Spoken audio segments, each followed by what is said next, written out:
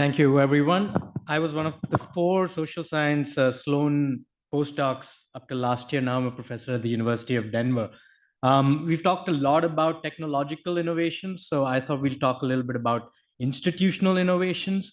And when I mean institutional innovations, just to give you some theoretical background, I'm talking about the institutions of the state, institutions of the market, and institutions of the civil society. We often break it down in this form, which nicely balances with the public, the private, and the community. And when we talk about innovation in the institutional context, we're really talking about how the three come together. While we have hybrids, for example, we have hybrids in food and agriculture, and the aim of the hybrids is to overcome some of the defects of one specific line of a crop by engaging and crafting it with another type of a crop or a seed in order to achieve the kinds of outcomes we'd like to achieve. So the same idea of hybridity can be applied to institutions to some extent, to think about how the states can achieve certain environmental or policy outcomes or goals with support of the market or incentives, as well as community. So with that in the background, let's look at the concept of offsetting. I see there are 2 major aspects to offsetting. One is the question of demand, who's going to pay, and the other is the question of supply, who's going to provide the offsets. So if you look at the demand side of the question, we have a voluntary carbon market or a voluntary willingness to pay, as well as a regulated willingness to pay. And when you look at the supply side, you might have nonprofits or public agencies providing these forestry services. I'm looking mostly at forestry, but I'll get to that. Or you might have for-profit actors in a private market achieving, constructing, putting together forests, which can then be sold in the market. So in the voluntary non-profit sector, you have something like Red Plus, which is supporting projects on the ground in different countries, not always intended to be for sale in the credit, but this is money coming from philanthropic voluntary government payments, which are then going towards voluntary activities in specific countries to produce a forest offset.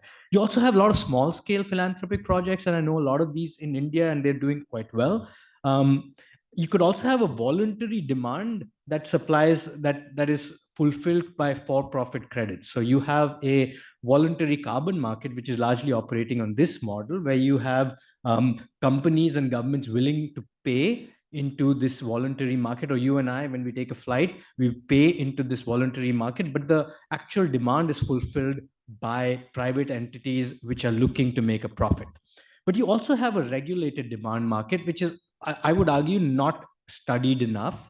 And this I'm going to talk a lot about is the Indian forestry offset program, is a regulated market which is fulfilled on the supply side by the public sector itself. You also have cap and trade offset schemes that are coming up, which are regulated markets which force companies to pay, but the willingness, the supply is fulfilled by a private companies for profit. So let's just look back at ecosystem marketplaces data on the carbon market. And you see there's massive growth in the carbon market in the last 3 years.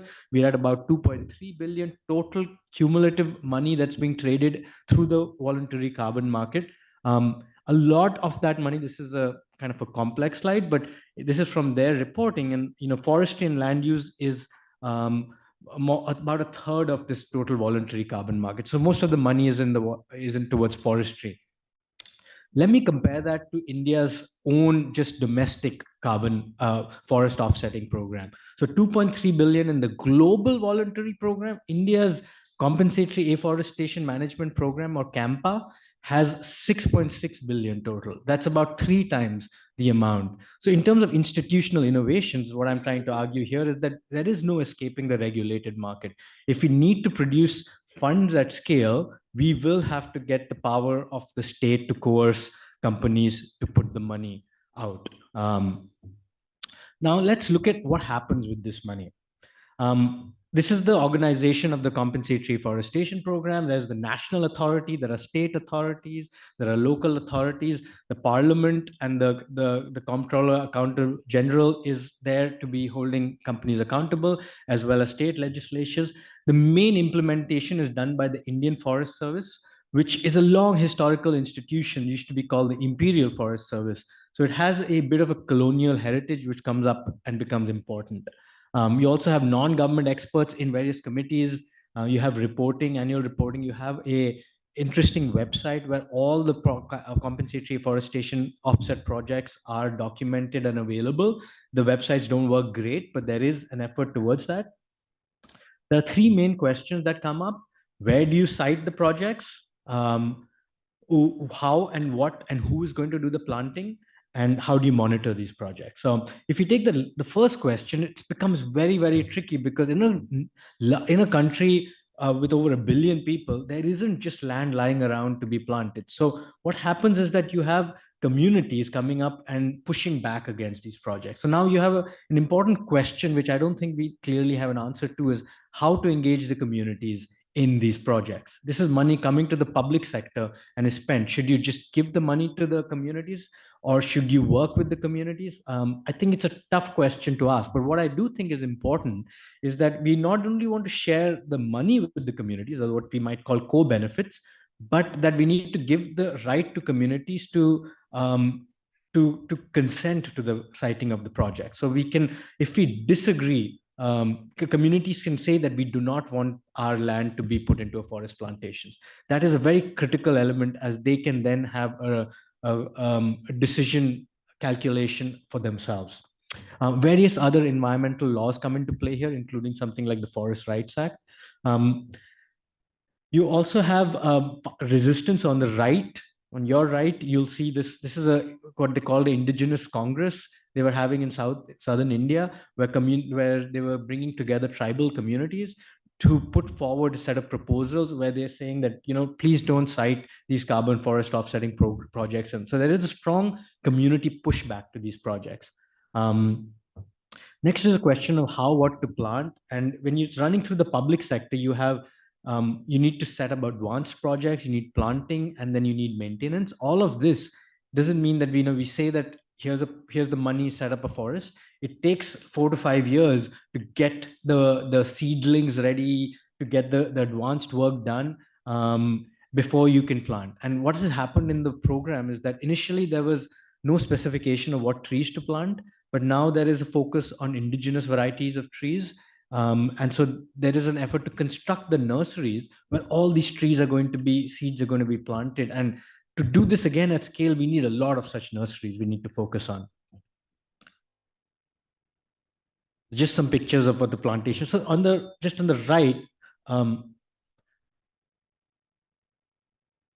you see here that the right side, you see these plantations, which really are very monoculture trees, which don't really look like forests. So I want to emphasize that as well. Let me quickly come towards my concluding points. India has now positioned this program as a critical policy instrument for achieving its commitments under the Paris Agreement. 2.5 to 3 billion tons of carbon are supposed to be sequestered according to the India's NDC by 2030, which means increasing forest cover from 24% to 33%.